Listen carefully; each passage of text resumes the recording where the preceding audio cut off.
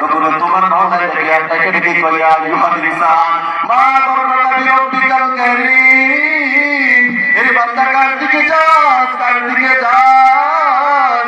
আমি আল্লাহর চাইতে বড় গাইড রব্বি আছে, তুই আমি আল্লাহর দিকে ফিরে আয়। এজন্য ভাই গুনাহ করা যাবে না।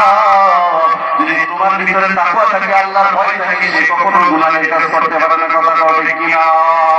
এজন্য তাকওয়া অর্জন করতে হবে। তাকওয়া অর্জন করার এক নম্বর পন্থা হলো, তুমি যেখানে থাকো না কেন সবসময় খেয়াল রাখবা, আমাকে দুনিয়ার কেউ দেখে না, আমার মাওলা কিন্তু দেখতে আছে। কথা কও ঠিক কিনা?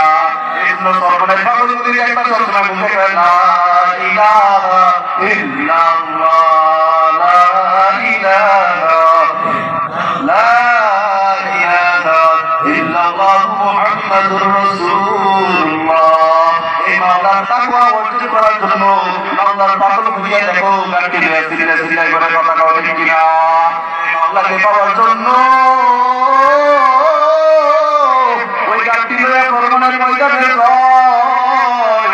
এই মাওলাকে পাওয়ার জন্য উজানের ময়দানে যায়। এই মাওলাকে পাওয়ার জন্য আল্লাহ ওয়ালাদের কাছে যায়। কথা কও ঠিক কিনা? অনেক বাবারা সেগুলোর ভিতরে